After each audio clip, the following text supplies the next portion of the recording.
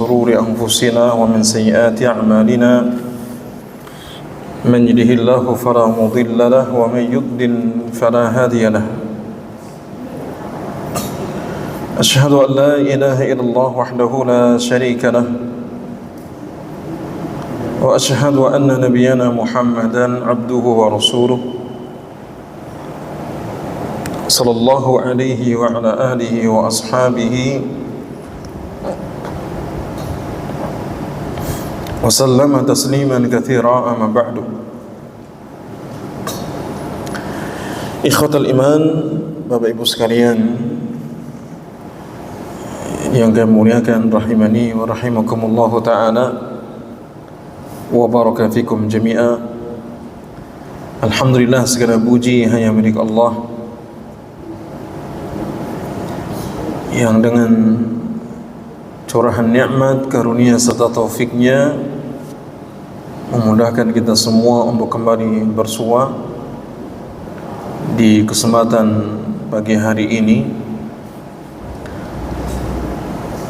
melanjutkan apa yang kita telah kaji pada kesempatan sebelumnya di dua pertemuan terkait dari bimbingan manasik haji dan umrah. Dan ini menjadi pertemuan ketiga.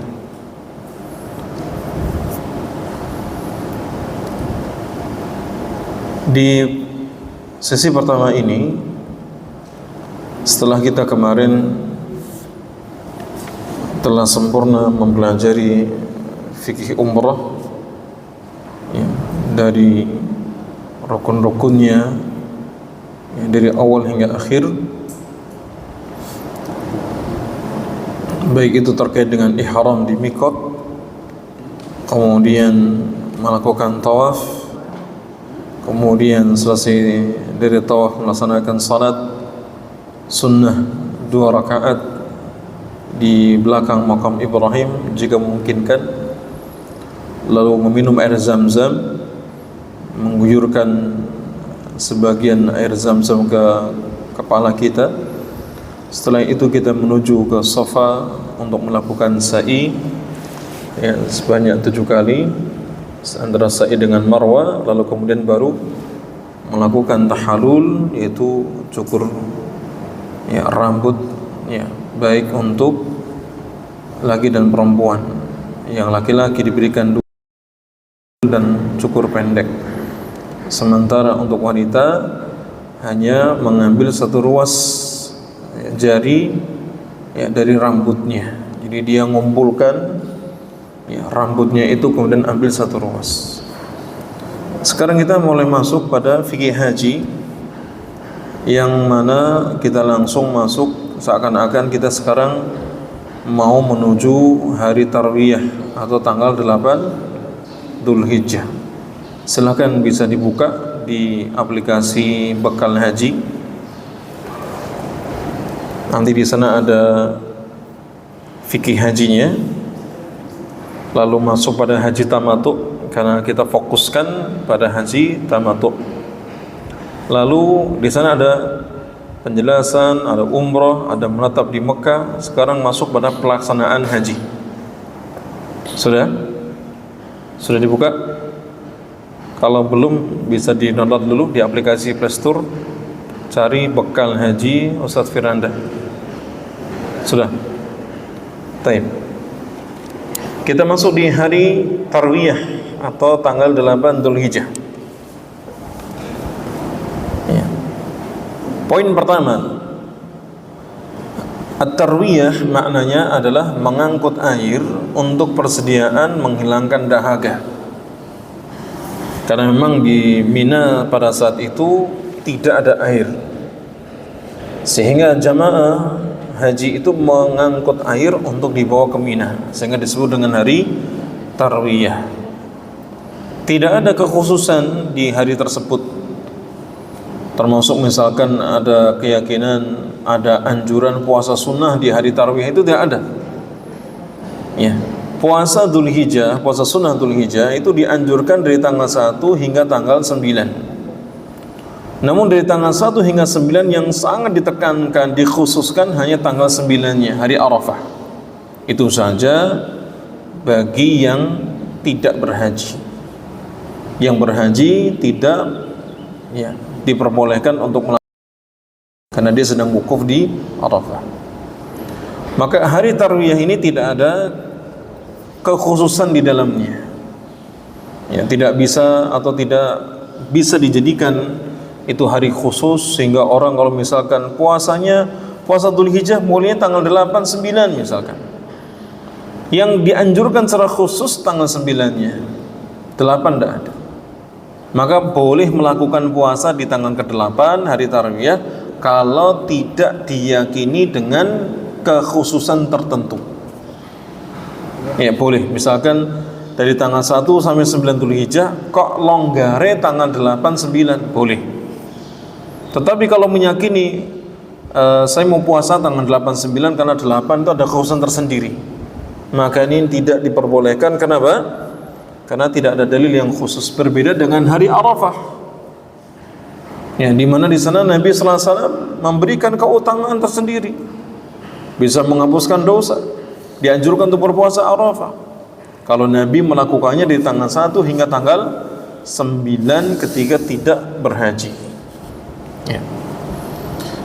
Kemudian yang kedua, disunahkan bagi orang yang berhaji di tanggal 8 tarwiyah itu untuk persiapan ihram.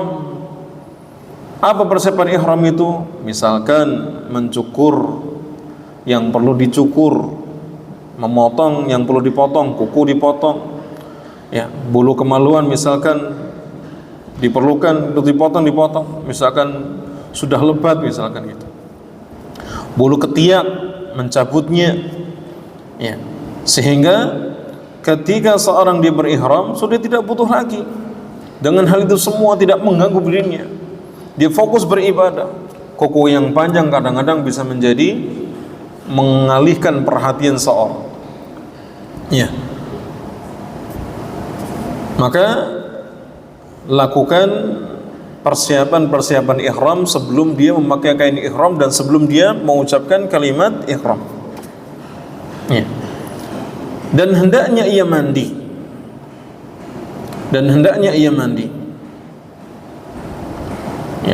Jadi mandinya mandi ibadah yang disebut dengan mandi besar. Bukan mandi karena niatnya hanya sekedar bersih-bersih, bukan, tapi niatnya adalah mengerjakan sunnah ibadah. Maka boleh dia langsung mengguyurkan air ke seluruh tubuhnya, atau diawali dengan ia berwudu terlebih dahulu, baru kemudian dia mengguyurkan air ke kepala, kemudian ke bagian yang kanan di tubuhnya, kemudian yang kiri. Yang paling sempurna diawali dengan wudu. Namun kalau sekiranya dia tidak mengambil wudu karena wudunya sunnah, dia langsung mengguyur air ke seluruh. Yang penting niatnya, dia niat mandi besar. Air itu merata dari ujung kepala sampai ujung kaki, bagian-bagian yang salah-salah dan seterusnya kena airnya, sah mandinya. Kemudian yang berikutnya, untuk lelaki disunahkan memakai minyak wangi di tubuhnya dan juga di rambutnya. Memakai minyak wangi di tubuhnya atau di rambutnya. Misalkan dia memakai, atau misalkan rambutnya memang sudah panjang, sudah tumbuh ketika melaksanakan umrah. Karena ketika orang membeli haji tamattu itu di sana ada masa penantian. Dia bisa jadi berangkatnya di bulan Syawal, bisa jadi berangkatnya di bulan Dzulqa'dah. Di situ ada masa penantian setelah dia umrah. Orang ketika sudah umrah, karena tamattu umrahnya diawalkan, maka di sana dia bebas melakukan sesuatu yang tadinya tidak dibolehkan ketika sedang berihram. Makanya niatnya ketika bertalbiyah dia mengatakan labbaik Allahumma umratan. Setelah tahallul tadi yang dilarang boleh dilakukan. Sehingga perhatian para ulama dalam hal ini adalah ketika masa menetap di Mekah, menunggu di Mekah, maka jamaah haji ini hendaknya bisa menjaga kesehatan. memilih makanan-makanan yang bergizi, yang berkualitas bagi persiapan haji. Ya, tentunya dengan dia mengontrolnya, mana yang pantangan baginya dari segi kesehatan dijauhi supaya tidak menjadi penghalang atau mengganggu ibadahnya. Kemudian tetap mengisi waktu ibadah, mengisi waktunya dengan ibadah. Bukan sekedar di maktab atau sekedar di hotel misalkan, tidak, tapi berusaha untuk mengisi dengan ibadah. Tetapi ibadahnya jangan ngoyo, tidak boleh sampai berletih-letih, karena ini belum tiba hari hanya. Kalau puncak datang, puncak musim haji tanggal 8 hari tarwiyah, kok kemudian dia ada masalah, bisa menjadi penghalang. Oleh karenanya di masa menunggu ini hendaknya sebaik mungkin untuk bisa di-manage. Dan apa saja yang dibolehkan, ya boleh saja memakai hal-hal yang tadinya dilarang ya ketika dia berihram. Ya, maka di masa menunggu jamaah haji boleh memakai minyak wangi, boleh memakai pakaian biasa, dilepaskan kan ihramnya, boleh menggauli istrinya kalau memang kondisinya memungkinkan, karena sudah dalam kondisi tidak berihram alias dia sudah dalam kondisi tahallul. Nah, oleh karenanya ketika datang ini hari tarwiyah, untuk para lelaki mulai persiapan ihram, dari ia mandi, dia mencukur sesuatu yang perlu dicukur atau memotong sesuatu yang perlu dipotong. Kemudian setelah itu disunahkan untuk memakai minyak wangi pada tubuhnya dan rambutnya, atau bedak ringan yang bau wanginya tidak sampai keluar. Ini bagi laki-laki. Kemudian ya, adapun wanita, maka tidak boleh bagi wanita untuk memakai minyak wangi kecuali hanya sekedar penghilang bau ketiak atau bedak ringan yang bau wanginya tidak sampai keluar. Jadi benar-benar dicari yang soft, wanginya tidak sampai keluar, karena segala sesuatu yang bisa menimbulkan syahwat ini dilarang. Dan minyak wangi kenapa dilarang? Karena minyak wangi ini baunya itu bisa secepat, ya, maksudnya bisa segera mungkin untuk memunculkan syahwat seorang. Ya. Yang berikutnya, adapun kain ihram bagi lelaki dan juga bagi wanita, untuk ihramnya maka tidak boleh dikasih wangian. Jadi hampir sama persiapan ihram untuk haji dengan persiapan ihram untuk umrah, hampir sama, tidak ada yang beda. Ya. Kemudian berniat masuk. Setelah memakai kain ihram bagi laki-laki, tidak ada pakaian yang berjahit, tidak ada celana dalam, kaos dalam yang lainnya, dilepas semuanya. Ya, sudah sedia, dia mengatakan labbaik Allahumma hajjan. Ya, labbaik Allahumma hajjan. Kalau dia sedang menghajikan orang lain, ya, misalkan dia sudah haji berkali-kali, kemudian tahun ini ada kesempatan ingin menghajikan atas nama ibunya, bapaknya misalkan, maka dia tambahkan labbaik Allahumma hajjan an fulan bin fulan atau fulanah binti fulan, sehingga haji itu benar-benar akan diatasnamakan, ya, bagi yang dibandalkan. Ya, ketika para jamaah haji yang sedang menunggu di Mekah, dia berihramnya tidak perlu, ya, untuk pergi misalkan ke Tan'im, ke Miqat, tidak perlu untuk sampai ke dia ke Hudaybiyah atau Ji'ranah, cukup di hotelnya, cukup di tempat dia menginap kalau kondisinya itu ada di dalam Mekah. Ya, bagi jamaah haji tamattu, ketika dia ingin bertalbiyah, mengucapkan kalimat haji ini, berihram untuk haji, labbaik Allahumma hajjan, itu tidak perlu sampai ke miqat, cukup di hotelnya, tidak perlu lagi pergi ke Masjidil Haram, karena begitu dia sudah mengucapkan labbaik Allahumma hajjan, maka dia diarahkan untuk menuju ke Mina. Berangkat menuju Mina di waktu duha dengan mengumandangkan kalimat talbiyah labbaik Allahumma labbaik, labbaik la syarika laka labbaik, Innal hamda wa ni'mata laka wal mulk la syarika lak, dan seterusnya. Terus diulang-ulang, terus diperbanyak. Ini zikir yang sangat utama yang tidak mungkin berulang kalau kita sudah tahalul. Ya, kalau zikir yang lain, istighfar, tasbih, tahmid, takbir, tahlil, sholawat, bisa dilakukan di waktu-waktu yang lain. Tapi kalau talbiyah hanya ketika kita berihram sampai kita selesai. Kalau orang umrah ya sampai melihat Ka'bah dia selesai. Maka perbanyaklah untuk bertalbiyah ketika berangkat menuju Mina di waktu duha. Kemudian mabit, bermalam di Mina.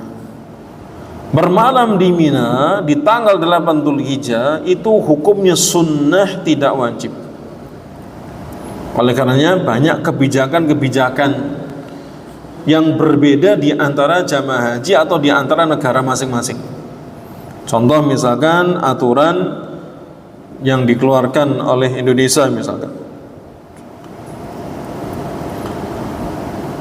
Maka ditetapkan jika jamaah haji Indonesia itu pada tanggal 8 Dzulhijjah yang harusnya mereka menginap di Arafah, bermalam di Arafah, karena dihukumi sunnah, ya.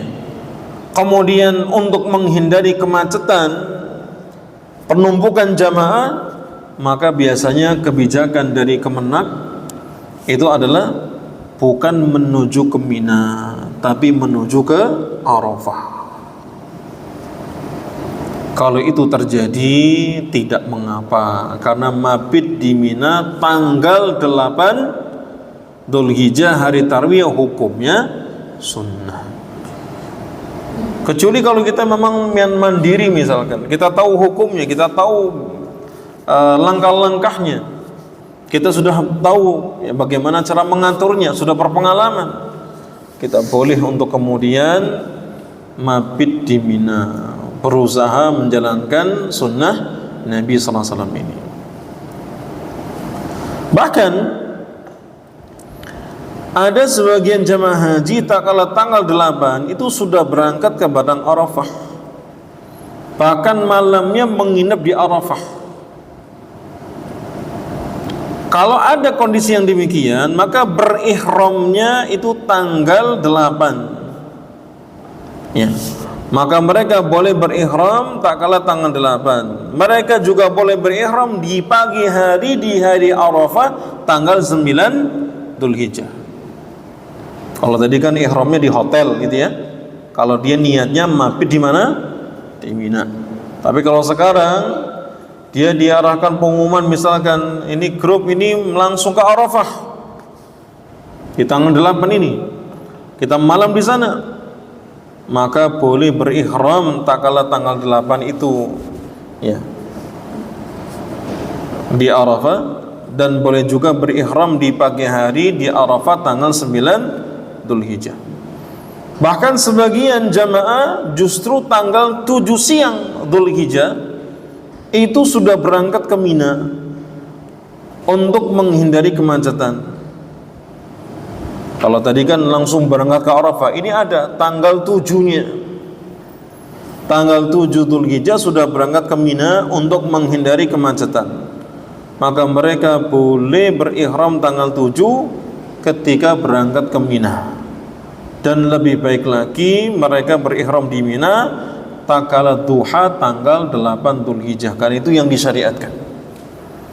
Ya, berihramnya tanggal 8 Dzulhijjah. Apa yang dilakukan kalau seandainya kita dimudahkan untuk bisa bermalam, menginap di Mina, mabit di Mina, kita berangkat waktu duha? Maka yang disunahkan Nabi SAW mengerjakan salat zuhur, asar, ya maghrib, subuh, isya, subuh itu pada waktunya masing-masing, tidak ada jamak. Jadi salat di Mina pada tanggal 8 Dzulhijjah itu salatnya tidak dijamak, tetapi boleh dikosor. Namun boleh dikosor. Yang bisa dikosor maka zuhur, asar, isya dikosor. Namun dikerjakan tepat pada waktunya. maghrib ya dia kerjakan sempurna, subuh ya sempurna. Ya. Kemudian di Mina para jamaah tidak dianjurkan melakukan sholat sunnah rawatib qobliyah ba'diyah, kecuali hanya sholat sunnah qobliyah subuh 2 rakaat. Karena Nabi tidak pernah meninggalkan salat ini baik di waktu mukim maupun safar. Meskipun kata para ulama tidak dihukumi wajib. Jadi sholat sunnah qobliyah subuh itu tetap hukumnya sholat sunnah rawatib yang muakkadah, tetapi tidak sampai hukumnya wajib. Karena Nabi tidak pernah meninggalkannya di waktu mukim ataupun safar. Ya, maka sholat sunnah rawatib selain 2 qobliyah subuh ini, sholat sunnah qobliyah subuh ditinggalkan semuanya. Yang qobliyah duhur, ba'diyah duhur, atau qobliyah asar, ba'diyah maghrib, ba'diyah isya ditinggalkan. Insya Allah tetap mendapatkan pahala sholat sunnah rawatib ketika biasa ia lakukan di waktu mukim. Yang ke-11, adapun salat-salat sunnah yang lainnya maka boleh dikerjakan. Jadi yang tidak dikerjakan hanya rawatib. Kalau salat duha, salat malam, salat witir, maka hal itu tetap boleh untuk dilakukan. Kemudian jika di Mina bertepatan dengan hari Jumat, maka tidak ditegakkan salat Jumat. Kenapa? Karena gugur kewajiban bagi para musafir. Dan jamaah haji ini orang-orang musafir, maka tidak perlu menegakkan salat Jumat. Maka mereka tetap mengerjakan salat zuhur namun diqashar tanpa dijamak, dikerjakan di waktu masing-masing. Kemudian di malam hari para jamaah yang menginap di Mina waktu minimalnya adalah setengah malam. Jadi setengah malam kalau dirasa dia sudah cukup, boleh langsung menuju ke Arafah. Namun kalau sampai subuh lebih afdal. Sampai subuh di tanggal 9 Dzulhijjah lebih afdal. Itulah yang dilakukan Nabi sallallahu alaihi wasallam bermalam di Mina itu dengan malam yang penuh. Habis subuh baru kemudian bertolak. Habis subuh kira-kira ya duha masuk pergi ke Mina, ke Arafah. Di sana sudah persiapan untuk wukuf. Ya, untuk persiapan wukuf. Kalau datangnya lebih awal sebelum zuhur, usahakan untuk tidur. Supaya nanti wukufnya dia benar-benar kuat. Karena kita dipaksa atau di situ kondisinya kita dituntut untuk banyak berdoa, berzikir dari habis zuhur sampai tenggelamnya matahari. Ya. Maka butuh energi yang banyak. Maka ketika kita misalkan di Mina, ya benar-benar digunakan untuk beristirahat. Kalau ada orang dia misalkan tidak bisa tidur di malam harinya, boleh dia salat malam, salat witir. Ya, nah. Di malam hari para jamaah menginap di Mina, waktu minimalnya ada setengah malam, dan jika sampai subuh itu lebih afdal. Dan hendaknya para jamaah mengisi waktu mereka dengan ibadah yang bermanfaat. Maka tetap mengumandangkan kalimat talbiyah. Jika dirasa sudah mulai bosan dengan kalimat-kalimatnya yang sudah tidak fokus ia baca, ganti dengan zikir yang lain, dengan baca Al-Quran, atau mungkin ada sesan mendengarkan kajian.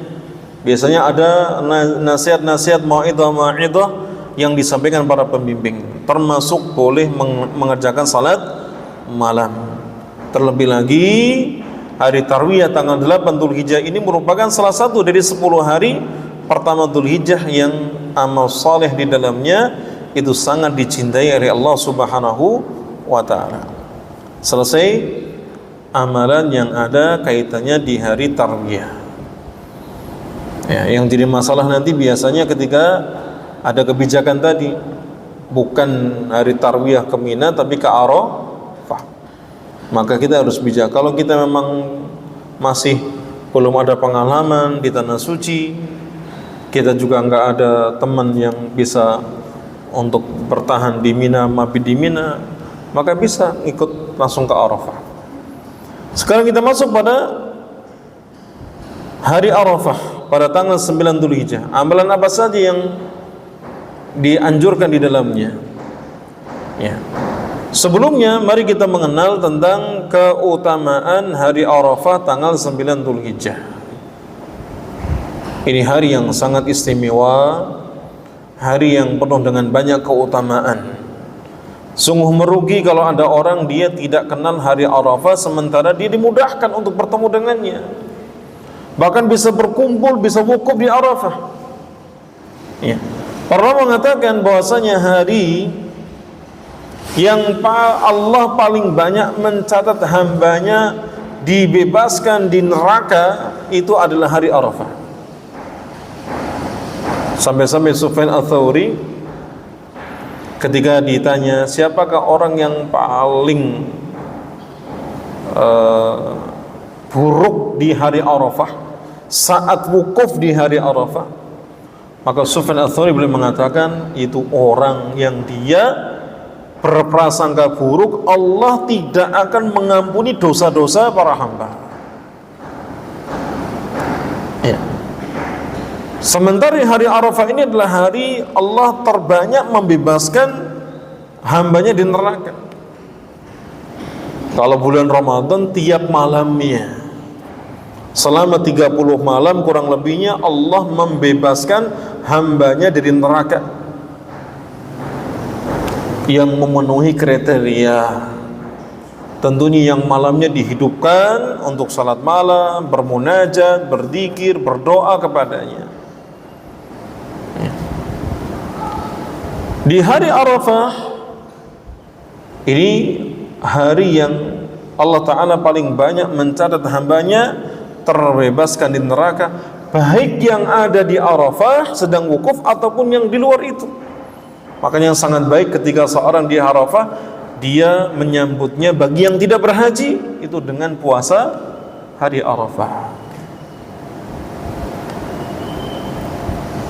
Hari Arafah tanggal 9 Dzulhijjah itu adalah hari di mana Allah Ta'ala membanggakan, menyebut-nyebut jamaah haji di hadapan para malaikatnya, menyanjung-nyanjung mereka di hadapan para malaikatnya. Pujian itu kalau datang dari orang yang lebih mulia itu berarti benar-benar pujian. Nih, misalkan ada seorang yang alim dipuji oleh orang yang alim lainnya, berarti orang alim yang dipuji ini benar-benar orang yang mulia, orang yang berilmu, ilmunya lurus, memang betul-betul dia berilmu. Tapi kalau ada orang berilmu yang muji orang awam, itu namanya taklid, itu namanya fanatik kepada guru tersebut, bukan menunjukkan keilmuan daripada gurunya. Itu bisa saja semua orang mendapatkannya. Bahkan anak-anak kita pun sangat membanggakan orang tua, ya kita semua ayah dan ibunya, anak-anak. Mau bapak ibunya bodoh sekalipun mereka bangga dengan orang tua bapak dan ibunya. Dia nggak mudeng dengan ilmu agama, tetap bapak, ayah dan ibuku mereka adalah orang-orang pandai, berilmu. Tapi sanjungan dari orang awam tidak berarti. Ya. Tapi sanjungan dari orang yang lebih mulia minimal sepadan itu adalah pujian yang sebenarnya. Tidakkah kita bahagia ketika Allah Ta'ala membanggakan, ya, saat kita berada di hari Arafah, saat kita sedang wukuf di Arafah, dibangga-banggain, dipuji-puji, disanjung-sanjung, disebut-sebut namanya di hadapan para malaikat, sehingga sangat dikenal oleh para penduduk langit. Hari Arafah adalah hari di mana Allah turun ke langit dunia, mendekat kepada para jamaah haji yang sedang wukuf di Arafah, dan itu terjadi di siang hari. Kalau bukan di hari Arafah, Allah turun itu hanya di sepertiga malam terakhir, ya, ke langit dunia. Tapi khusus di hari Arafah itu Allah turun di siang hari, ya. Nabi sallallahu alaihi wasallam beliau pernah mengatakan, "Ma min yaumin aktsara min an yu'tiqallahu fihi 'abdan minan nar min yaumi Arafah wa innahu la yadnu summa yubahi bihimul malaikah fayaqulu ma arada haula." Tidak ada hari yang paling banyak membebaskan hamba-hamba Allah Ta'ala dari neraka selain daripada hari Arafah. Sesungguhnya Allah Ta'ala mendekat, itu turun ke langit dunia, membanggakan para jamaah haji kepada para malaikatnya yang sedang wukuf di Arafah. Allah berkata kepada para malaikatnya, apa yang diinginkan oleh mereka itu orang yang sedang wukuf di Arafah. Dalam hadis yang lain Nabi SAW mengatakan, fa idza waqafa bi Arafah, ya, fa inna Allah azza wa jalla yanzilu ila samai dunya fayaqul unduru ila ibadi syu'than ghubran ashhadu anni qad ghafartu lahum dhunubahum wa in kana 'adada qadri as-samai wa ramli 'alid wa ramlin 'alid wa ramli 'alid. Apabila ada seorang hamba yang dia wukuf di Arafah, maka Allah Ta'ala itu akan turun ke langit dunia. Allah akan turun ke langit dunia. Lalu kemudian Allah berkata, lihatlah hamba-hambaku yang datang ini, yang dia memenuhi panggilanku dalam kondisi rambut semrawut dan penuh dengan debu.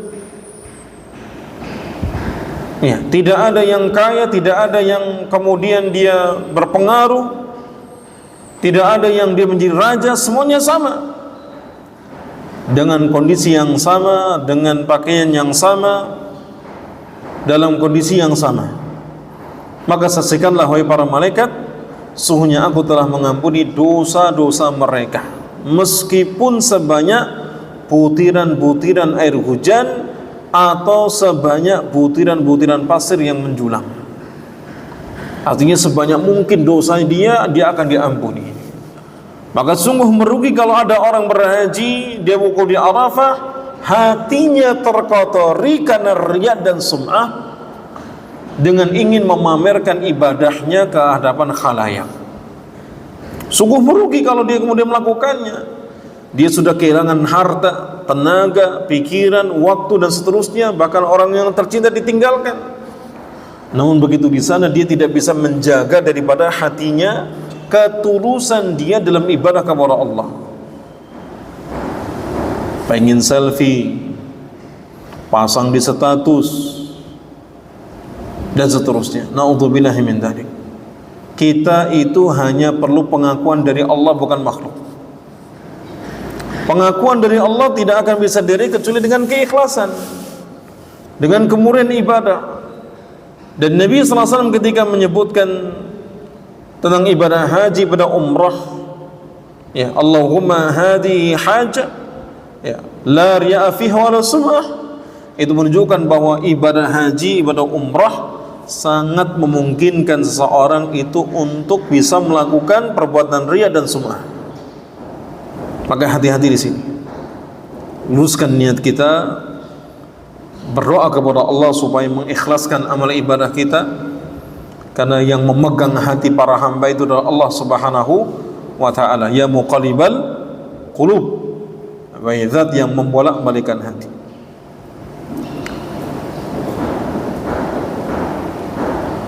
Maka Allah Subhanahu wa Ta'ala itu maha kaya. Allah Subhanahu wa Ta'ala sama sekali tidak membutuhkan hajinya para jamaah. Allah Subhanahu wa Ta'ala tidak membutuhkan keletihan mereka, tidak membutuhkan apapun dari para hambanya, hartanya, kekuasaannya, tidak butuh.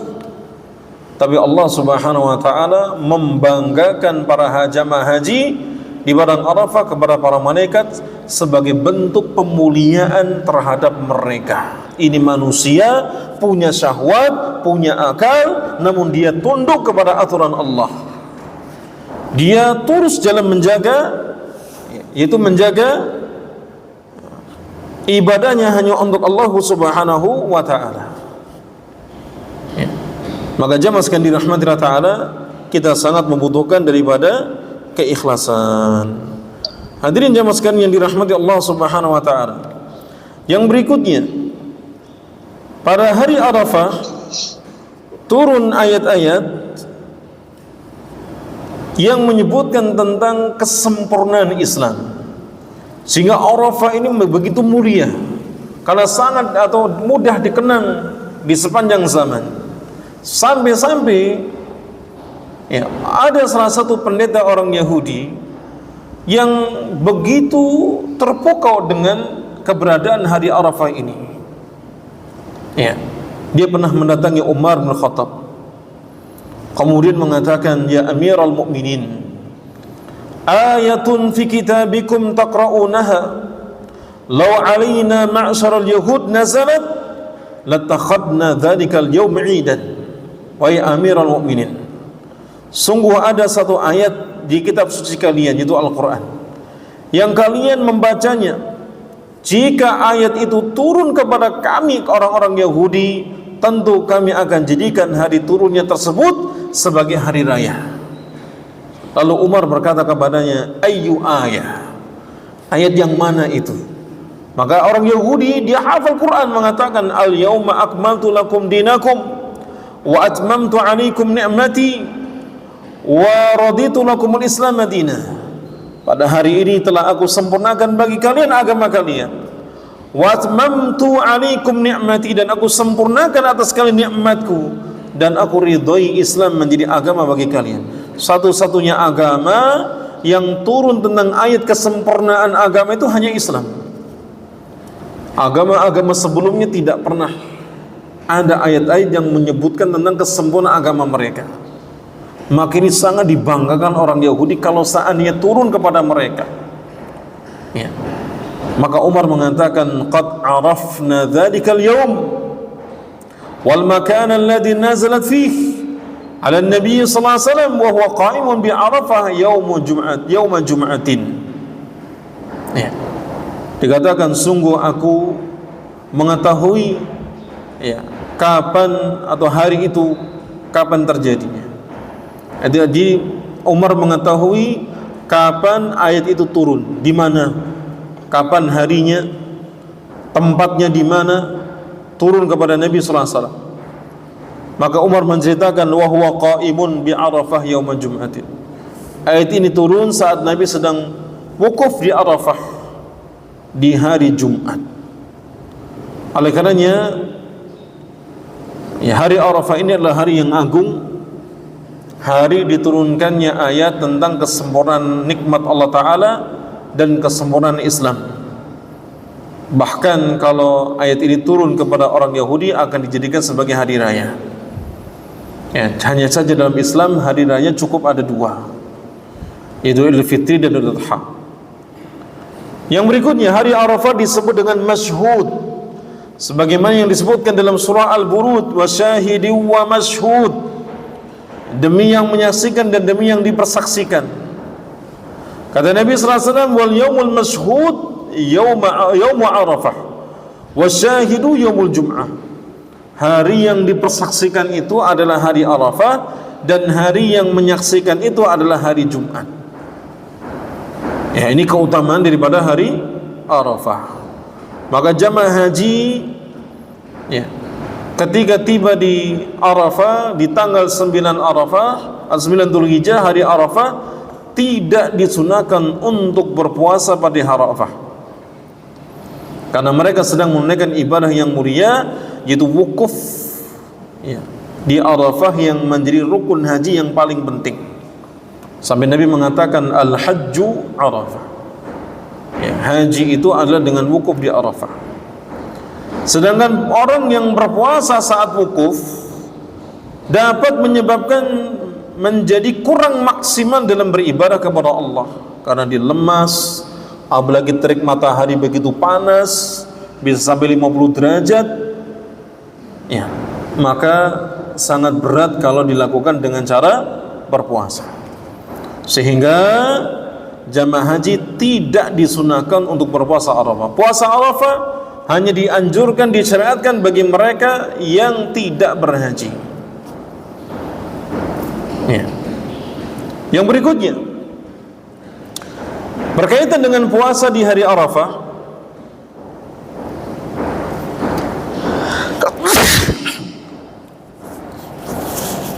bagi yang tidak berhaji, maka di sana ada keutamaan yang disebutkan Nabi sallallahu alaihi wasallam, yaitu menghapuskan dosa setahun sebelumnya dan setahun sesudahnya.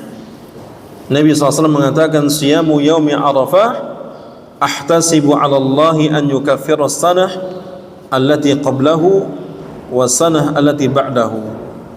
Puasa hari Arafah, aku berharap kepada Allah agar mengampuni dosa setahun sebelumnya dan dosa setahun sesudahnya. Ini yang tidak berhaji saja mendapatkan ampunan dosa setahun yang lalu dan setahun yang akan datang, apalagi yang sedang wukuf di Arafah, yang sedang memohon ampunan di padang Arafah. Karenanya manfaatkan betul-betul, itu menjadi inti dari ibadah haji, wukuf di Arafah. Persiapkan segala doa-doa kebaikan kita, dunia, agama dan akhirat kita, ya, untuk kemaslahatan dunia kita dan akhirat kita. Ya, mendoakan untuk diri sendiri, mendoakan untuk keluarga yang tercinta, termasuk orang-orang yang mungkin ingin kita sebut namanya, supaya dia tersentuh hidayah Allah Subhanahu wa ta'ala. Atau ada orang yang kita ingin sebut namanya supaya dia dimudahkan dalam segala urusannya, ya, dimudahkan di dalam dia mencari kesembuhan ketika dia sakit, dan seterusnya. Tapi yang paling penting, doa yang terbaik itu adalah memperbanyak istighfar kepada Allah Subhanahu wa ta'ala. Kenapa? Karena orang ketika beristighfar di waktu yang mustajab, kemudian waktunya sempit, terbatas, dan kemudian Allah ijabahi, Allah kabulkan doanya tersebut, maka segala hajat-hajat dia dunia akhirat Allah Subhanahu wa ta'ala akan memenuhinya sebelum lisannya mengucapkannya. Jadi baru terlintas, ya, maka Allah kemudian akan mewujudkannya. Kemudian jemaah sekalian dirahmati Allah ta'ala, maka hari Arafah adalah siang yang terbaik sepanjang tahun. Jadi 360 hari itu, yang paling baik siang harinya adalah hari Arafah. Sebagaimana malam Lailatul Qadar itu malam terbaik sepanjang tahun. Jadi kalau ada orang mencari malamnya yang terbaik, itu Lailatul Qadar. Tapi kalau ada orang mencari siang harinya, itu hari Arafah. Maka dua waktu ini harus ada dalam setiap keyakinan kita, hati kita, untuk kemudian kita persiapkan hari kedatangannya. Kita kalau malam Lailatul Qadar sampai melakukan iktikaf, sampai begadang, tidak tidur di malam hari, fokus untuk beribadah, baca Quran, zikir dan yang lainnya, bersedekah terus masuk, sholat malam pun demikian. Demi apa? Mendapatkan malam Lailatul Qadar. Ya. Tapi apa yang terjadi pada hari ini? Kalau untuk menyambut, memuliakan, mengagungkan hari Arafah di siang hari merupakan siang terbaik sepanjang tahun, umumnya manusia atau kaum muslimin tidak tahu akan hal tersebut. Ya. Tidak tahu kalau hari ini sudah tanggal 9 Arafah misalkan, 9 Dzulhijjah, hari Arafah. Tidak tahu ini hari yang sangat mulia. Siang hari yang paling mulia sepanjang tahun itu hari Arafah. Tidak tahu. Sehingga apa yang terjadi? Ya, dia hanya sibuk dengan kebiasaan aktivitas dunianya. Kalau toh berpuasa, ya, dia hanya sebatas berpuasa, menahan lapar dan dahaga. Maka jemaah sekalian dirahmati Allah ta'ala, harus ada pada diri seorang mukmin waktu-waktu kapan seorang itu dia harus betul-betul mengoptimalkan ibadahnya. Hari-hari di mana Allah memuliakan suatu hari misalkan tertentu, waktu tertentu, itu masuk dalam relung hati kita. Sekarang kan penanggalan kaum muslimin di zaman sekarang yang diketahui hanya tanggal 1 Ramadan, tanggal 1 Syawal, 10 Dzulhijjah. Ya, jadi hari-hari rayanya saja, hari besarnya saja. Ya. Maka biasakan untuk melihat penanggalan Hijriyah. Jangan-jangan kita nggak update. Sekarang tanggal berapa? Tanggal berapa sekarang?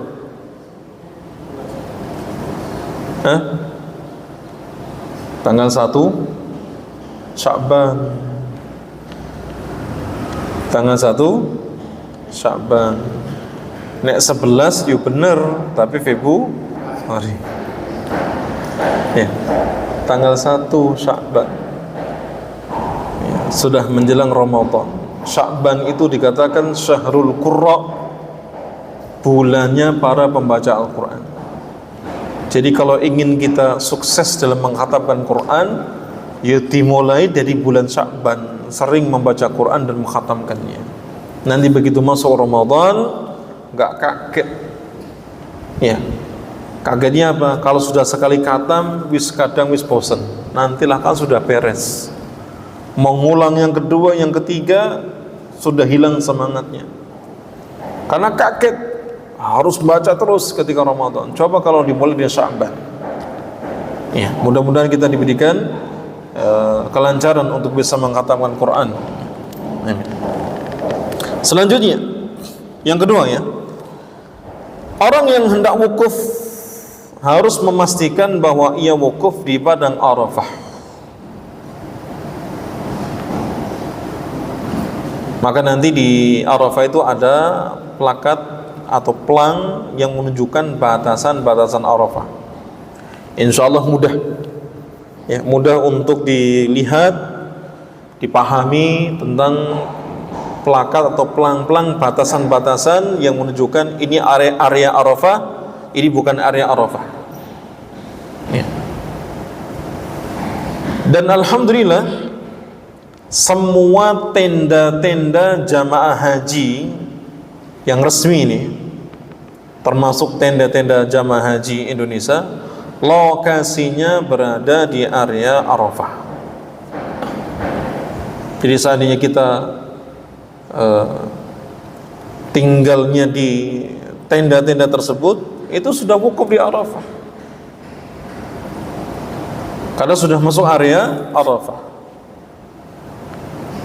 Adapun bagi yang wukuf di Masjid Namirah, Masjid Namirah itu masjid yang ada di area Arafah, masjidnya besar, maka hanya sekitar sepertiga masjid, tepatnya bagian belakang masjid yang masuk area Arafah. Depan dan tengah bukan area Arafah. Maka jangan wukuf di bagian depan atau tengah masjid, ambillah bagian belakang masjid. Kalau kita pengen keluar dari tenda. Ya.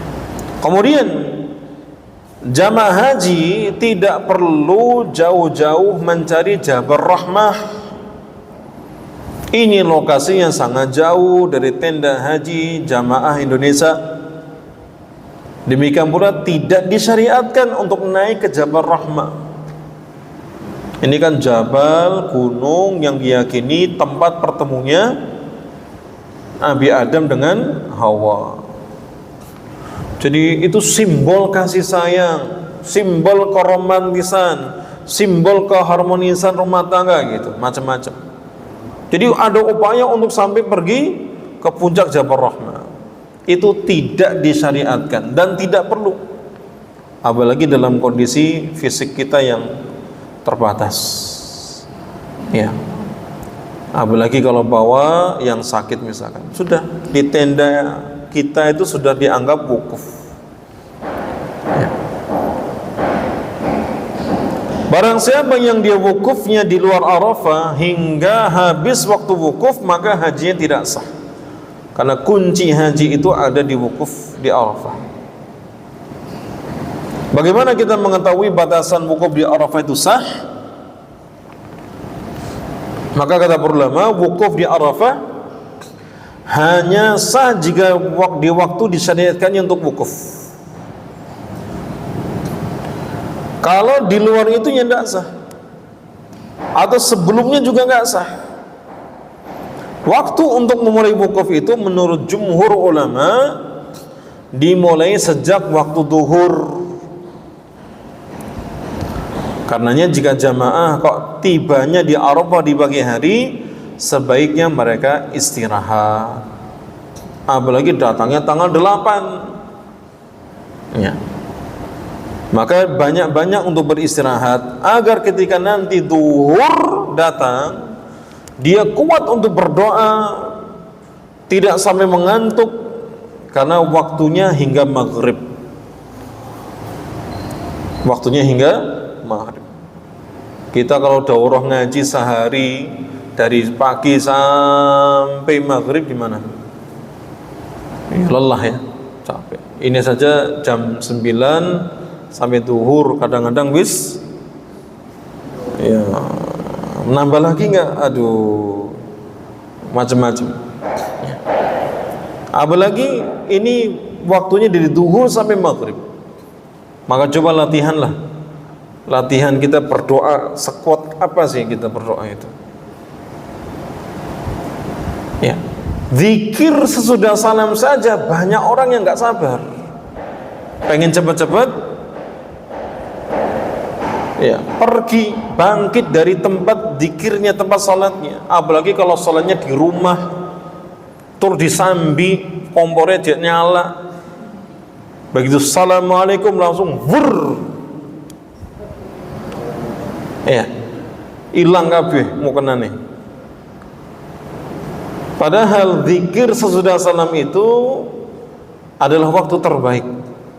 Kata para ulama, jika ada orang merasa dosanya banyak, jika ada orang yang menginginkan ampunan dari Allah Subhanahu wa taala, perlama duduk sesudah salam, untuk dia mendapatkan doa-doa dari para malaikat, yang mana doa malaikat itu mustajab. Malaikat akan mengatakan Allahumma firlahu, Allahumma arhamhu, kemudian Allahumma tub alaih. Jangan wa'afi wa'fu anhu, jangan ya. Kalau wa'afi wa'fu anhu apa itu? Itu salat jenazah ya. Allahumma firlahu warhamhu wa'afihi wa'fu anhu, itu salat jenazah. Jadi kalau Allahumma firlahu, doanya malaikat apa? Ya Allah, ampuni dia, rahmati dia, mudahkan dia untuk bertobat, mudahkan dia untuk bertobat. Kalau sudah bertobat, terima taubatnya. Itu doa malaikat. Kalau dia perlama, doa malaikat terus. Dan demikian pula orang yang dia memperlama duduk setelah salam, itu pahala sholatnya belum terputus meskipun dia sudah salam, sampai dia bangkit dari tempat salatnya. Makanya kalau misalkan kita nggak ada hajat, kita bisa berlama-lama duduk setelah salat, setelah salam, lakukan ya, jangan terburu-buru. Baca zikir dengan tenang, digerakkan lisan kita. Zikir ini kan qaulul lisan, bukan qaulul qalbi. Ucapan lisan bukan ucapan hati. Zikir yang kalau orang mengucapkan zikirnya dalam hati bukan zikir itu. Harus diucapkan dengan lisannya. Hatinya mengagungkannya, tasdiquhu wa iqanuhu. Itu mengagungkan dan membenarkan dan meyakininya. 6. Adapun akhir waktu wukuf itu adalah hingga terbit fajar. Jadi akhir wukuf kapan? Terbit fajar di hari An-Nahr tanggal 10 Dzulhijjah.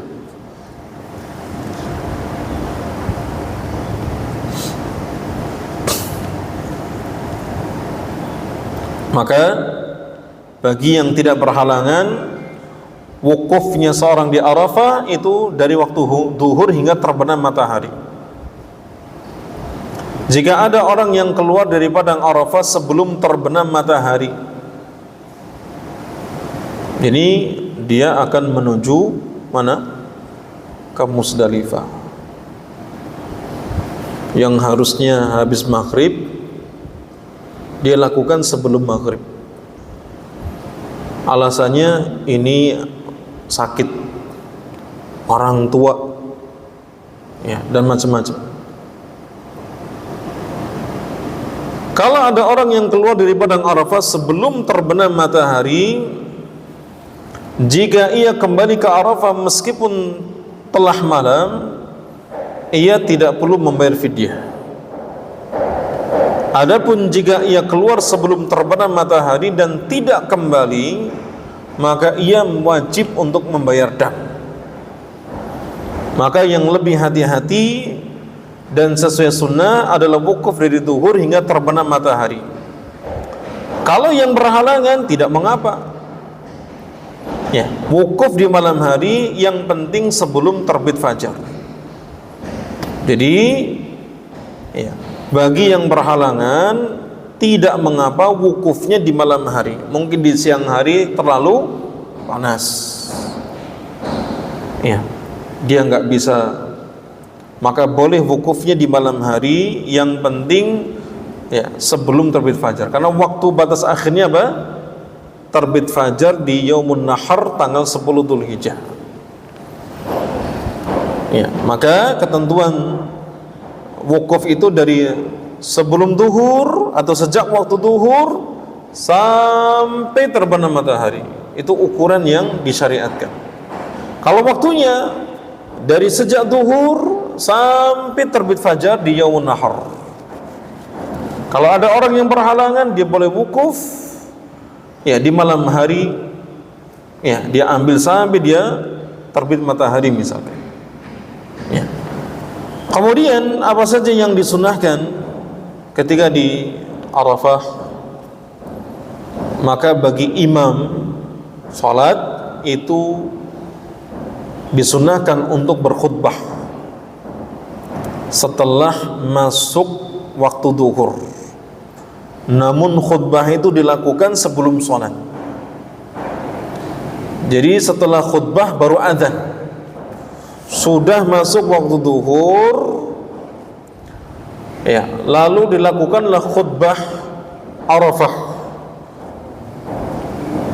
yang mana setelah khutbah baru dikumandangkan adzan. Setelah itu langsung iqamat untuk mengerjakan salat duhur yang diqashar 2 rakaat. Setelah salam iqamat lagi untuk menjamak takdim daripada salat asar yang diqashar. Ya, jadi salatnya di Arafah itu dijamak takdim, salat duhur dan salat asarnya. Kalau tadi yang mabit di Mina tanggal 8 Dzulhijjah itu salatnya boleh diqashar, tidak boleh dijamak. Itu salatnya pada waktu masing-masing. Kemudian setelah selesai salat dari duhur dan asar yang kemudian dijamak qashar takdim, maka jamaah haji silahkan untuk memulai wukufnya di Arafah dengan ia memperbanyak doa dan zikir kepada Allah. Memperbanyak doa dan zikir kepada Allah Subhanahu wa ta'ala. Disunahkan ketika berwukuf dan berdoa dalam kondisi bersuci. Bahkan sunnahnya lagi adalah lebih utama untuk mandi sebelum wukuf jika kondisi itu memungkinkan, ya. Kalau ada orang yang tidak suci, menurut kesepakatan para ulama, orang yang wukuf dalam kondisi tidak bersuci tetap sah. Maka orang yang junub misalkan, ada orang yang haid misalkan, ada orang yang nifas misalkan, maka sah wukufnya. Nabi SAW itu ketika berwukuf, dia itu di atas unta, di atas kendaraan. Sehingga sebagian ulama berpendapat bahwa wukuf di atas tunggangan, di atas kendaraan itu lebih utama. Yang satu tangan Nabi memegang tali kekang, yang satu mengangkat tangan dalam berdoa. Kata para ulama, orang yang dia wukufnya di atas kendaraan atau tunggangan itu lebih kuat untuk berdoa. Sebagaimana orang yang haji dianjurkan untuk tidak puasa. Agar apa? Agar lebih kuat dalam berdoa.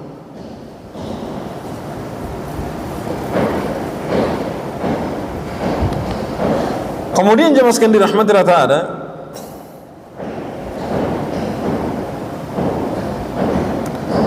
disunahkan untuk berdoa dengan mengangkat kedua tangan. Dan itulah yang kemudian dicontohkan Rasulullah SAW ketika wukuf di Arafah. Jadi Nabi SAW berdoa dengan mengangkat kedua tangannya.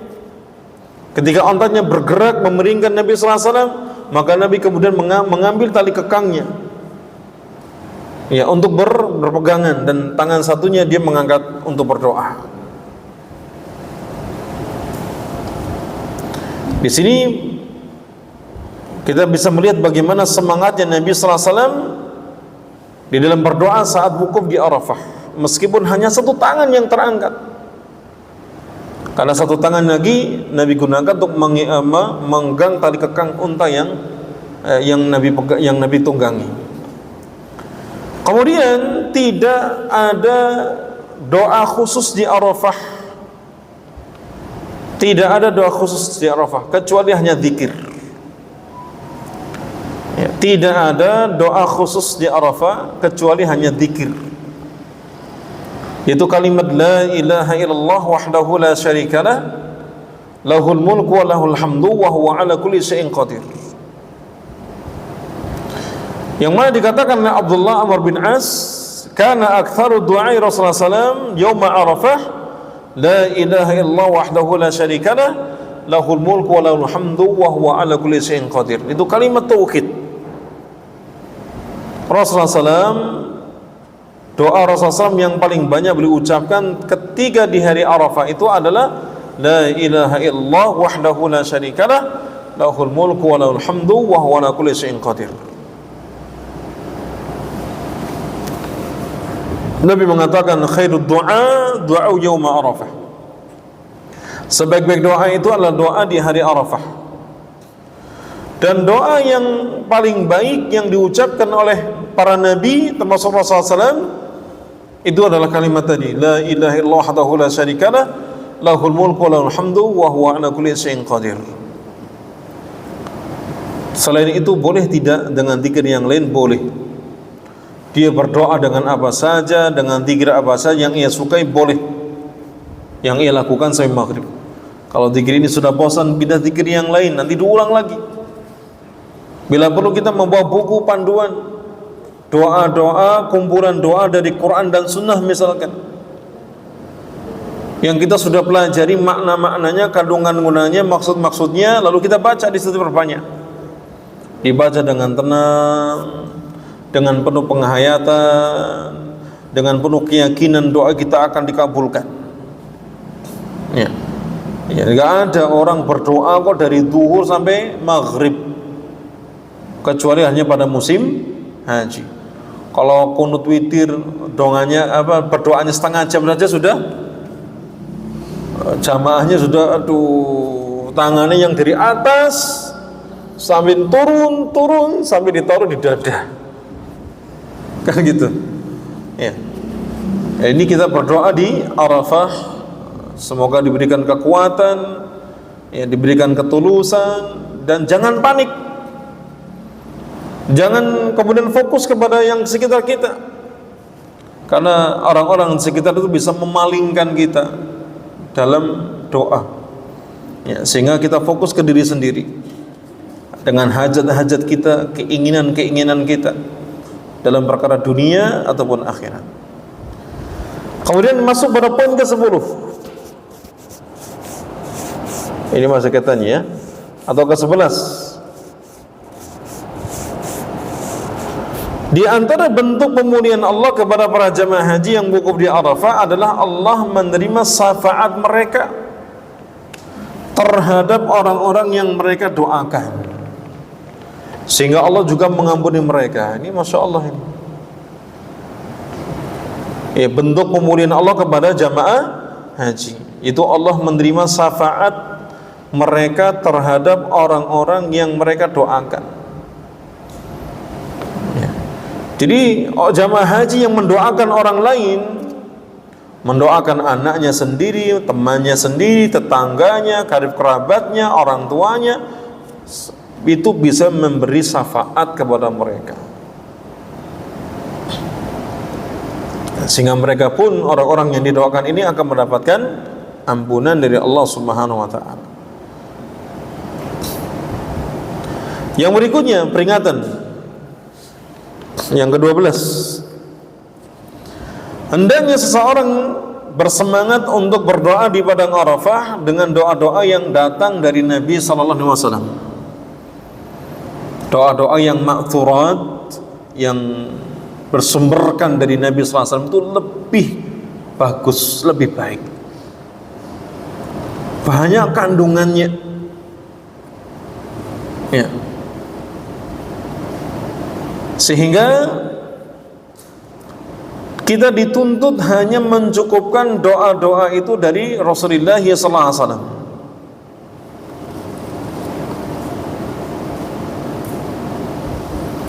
Kalau ada orang-orang yang titip doa, maka doakan. Ya, doakan mereka ketika di Arafah. Sebutkan hajat-hajat mereka. Ya. Sehingga janganlah seorang ketika berdoa di Arafah hanya membatasi untuk dirinya sendiri. Dia boleh mendoakan kedua orang tuanya.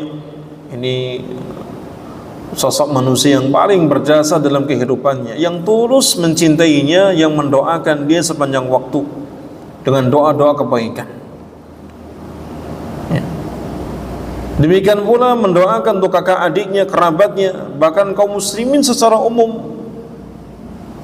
Terlebih lagi dengan banyaknya kaum muslimin yang sekarang mendapatkan ujian.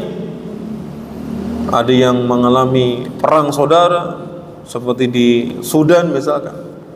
Ada kaum muslimin yang ditindas oleh orang Yahudi seperti di Palestina, maka doakan mereka. Ya. Jamaah haji itu bisa memberikan syafaat nanti di akhirat, maka doakan saudara-saudara kita di dunia ini agar mereka diberikan ya, hal-hal yang terbaik untuk dunia dan agama mereka. Hendaknya berdoa sendiri-sendiri, karena itulah sunnah Nabi sallallahu alaihi wasallam dan para sahabatnya berdoa. Maka dari sekarang kita sudah memperbanyak doa-doa apa yang telah akan kita persiapkan, yang akan kita baca. Ya. Dimulai dihafalkan, didalami maknanya, kandungannya, untuk bisa kita ucapkan dengan ketulusan, dengan keyakinan.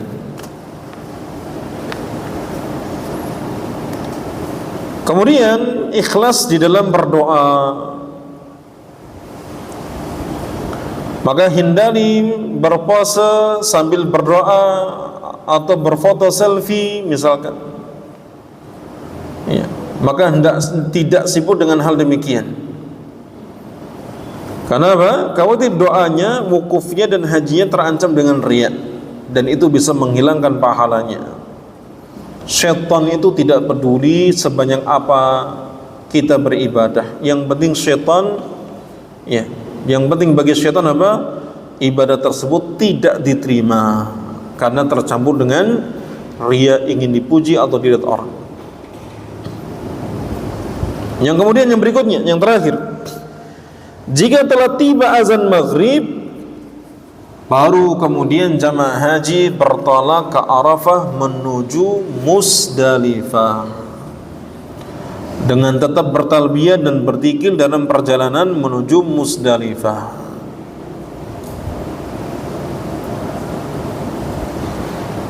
Ya, ketika seorang dia menuju ke Musdalifah, maka nanti salatnya itu dijamak takhir. Karena berangkatnya dia telah terbenam matahari, berarti sudah masuk maghrib. Salatnya dia di Musdalifah nanti waktu isya. Kalau terjebak macet dan dia masih di area Arafah, Waktu maghrib masih ada, boleh dijamak takdim. Tapi kalau dia datangnya misalkan di Muzdalifah, ya, maka tunggulah waktu isya untuk bisa dijamak takhir. Kita masuk di perkara yang terkait dengan amalan di Muzdalifah. Ya, Muzdalifah masih di tanggal 9 Dzulhijjah, ya, di hari Arafah, setelah seorang selesai diwukuf di Arafah. Perlu diketahui Muzdalifah ini adalah tempat antara Arafah dan Mina. Tengah-tengahnya adalah Muzdalifah. Sehingga kalau orang dia bertolak ke Mina, dari Mekah ke Mina, ya, kemudian menuju Arafah, pasti melewati Muzdalifah. Maka Muzdalifah ini berada di tengah-tengah. Ya, ketika dia selesai wukuf di Arafah, dia menuju ke Muzdalifah. Dan Allah Subhanahu wa taala menamakan Muzdalifah itu dengan, ya, kalimat Ma'syar al-Haram. Ya, Ma'syar al-Haram. Sebagaimana yang Allah katakan dalam surah Al-Baqarah di ayat 198. Maka area yang dikatakan haram, yang suci ini masuk padanya adalah Muzdalifah secara keseluruhan. Nabi SAW juga menamakan Muzdalifah dengan Jam'un, karena para jamaah haji ketika bertolak menuju Muzdalifah menjamak salat maghrib dan isyanya itu di Muzdalifah dengan jamak takhir.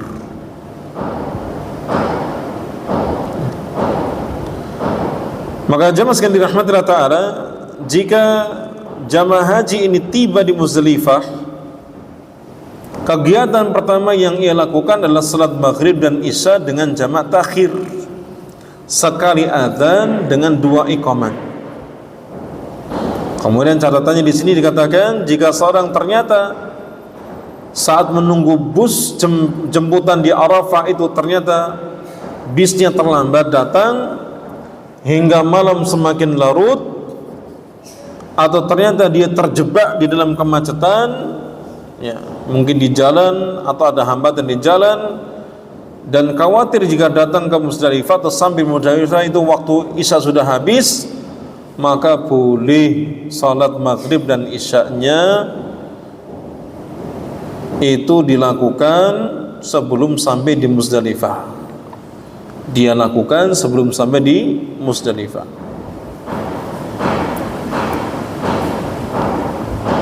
Kemudian jika seorang sampai di Muzdalifah dengan cepat dan belum masuk waktu salat isya, maka boleh ia langsung salat maghrib dan isya dengan jamak takdim.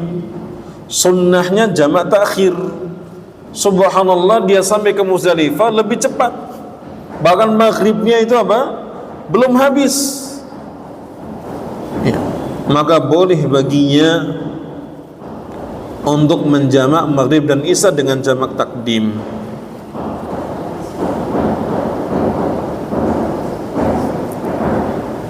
Kemudian jemaah sekalian dirahmati Allah Ta'ala, poin yang keempat, jika telah salat maghrib dan isya di Muzdalifah, maka Nabi sallallahu alaihi wasallam itu beristirahat di Muzdalifah. Maksudnya Nabi sallallahu alaihi wasallam tidak mengerjakan ibadah. Tidak ada salat sunnah antara maghrib dengan isya. Nabi beristirahat berbaring hingga terbit fajar. Maka tidak dianjurkan salat malam, ya. Tidak disunahkan di malam di Muzdalifah untuk beribadah, baik itu salat malam, baca Al-Quran. Tetapi sunnahnya adalah tidur sebagaimana yang dilakukan Nabi SAW.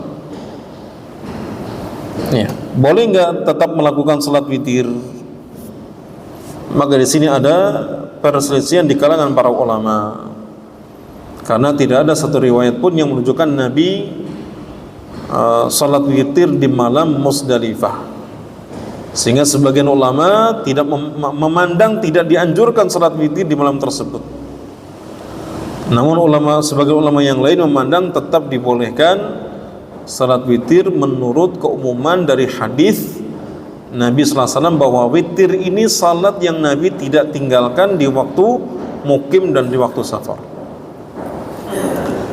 Yang berikutnya, jika seorang tidak bisa tidur di malam Muzdalifah, maka dia berusaha untuk tidur. Ya.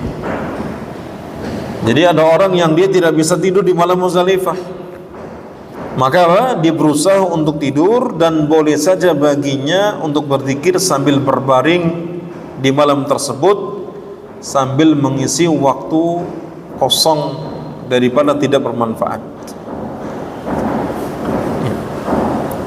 Kemudian amalan berikutnya ketika di Muzdalifah adalah tidak harus dan tidak dikatakan sunnah untuk mencari kerikil di Muzdalifah, tetapi boleh dan dianjurkan bagi jamaah haji mencari kerikil di Muzdalifah sebagai persiapan dia melempar jumrah aqabat besok hari, ya, ketika dia menuju ke Mina.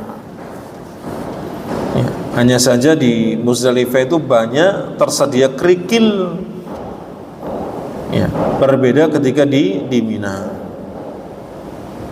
Ya, kalau di Mina ini agak susah mencari kerikilnya, maka persiapannya yang paling bagus di Muzdalifah untuk mencari kerikil sebagai persiapan melempar jamarat.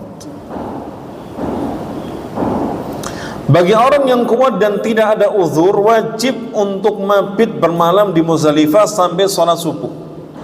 Hukumnya wajib.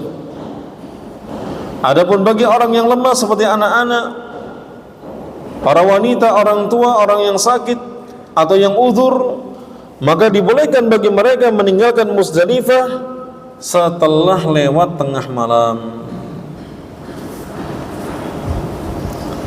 Ya, rukhsah keringanan ini juga berlaku bagi orang-orang yang kuat, namun dia juga harus menemani para wanita atau orang-orang yang lemah atau yang sakit, atau mereka harus menjaga dari orang-orang yang lemah tersebut. Ya, jadi hukum asalnya mabit di Muzdalifah itu hukumnya wajib bagi orang yang kuat dan tidak punya uzur. Adapun orang-orang yang lemah yang memiliki uzur, atau mereka orang-orang yang kuat tapi harus menemani orang-orang yang lemah, yang sakit, yang punya uzur, maka dibolehkan untuk meninggalkan Muzdalifah kalau sudah masuk atau lewat tengah malam.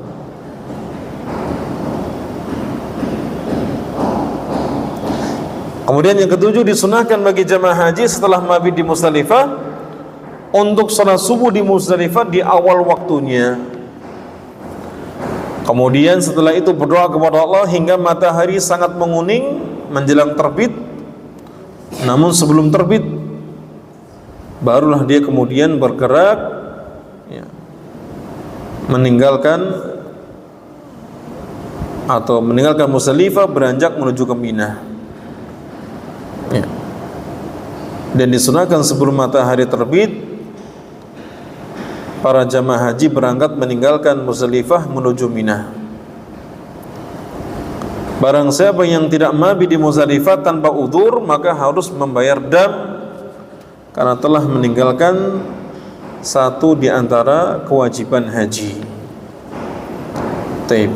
Ini kita berhenti di poin ini berkaitan dengan tanggal 8 dan tanggal 9 hari Tarwiyah, hari Arafah dan Muzdalifah. Nanti insyaallah diteruskan kelanjutannya oleh guru kita Ustaz Koko insyaallah ta'ala.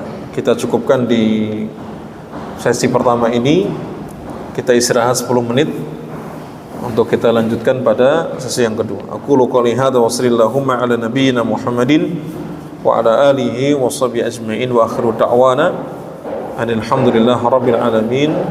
Assalamualaikum warahmatullahi wabarakatuh.